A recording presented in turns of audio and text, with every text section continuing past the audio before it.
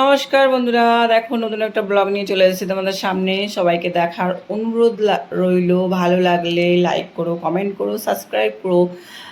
তো আমি করছি পাবদা মাছের ঝাল। তো আমি যেভাবে করি সেটাই দেখাচ্ছি। পাবদা মাছের ঝাল করার জন্য আমি একটু আদা কুচি নিয়ে নিলাম, আর কাঁচা কাঁচা যে লাল লঙ্কা ওইগুলো নিলাম, একটু জিরে নিলাম, আর নেব হচ্ছে পোস্ত আর সর্ষে। পোস্ত আর সর্ষে দিয়ে এই সবগুলো দিয়ে একসঙ্গে ভালো করে মিক্সিতে পেস্ট করে নেব। নেওয়ার পর দেখো মাছগুলো ভেজে নিয়েছি আমি।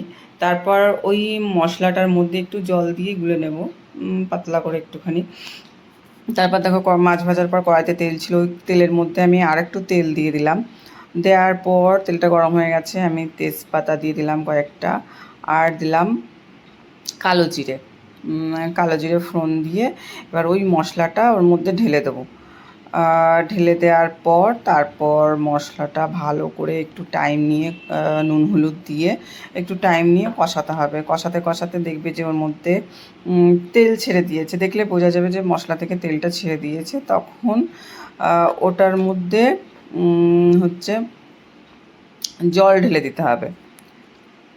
জল ঢেলে দেওয়ার পর জলটা যখন ফুটবে তখন ওর মধ্যে মাছগুলো আস্তে আস্তে করে ছেড়ে দিতে হবে। ছেড়ে দেওয়ার পর কিছুক্ষণ জাল হলে কয়েকটা কাঁচা লঙ্কা চিড়ে ওর মধ্যে দিয়ে নামিয়ে নিতে হবে।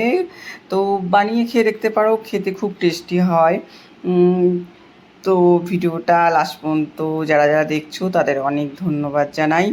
তো ফাইনাল লুকটা মাছের ঝোলে, এই মাছের ঝোল বলছি কেন, পাবদা মাছের ঝালের ফাইনাল লুকটা দেখে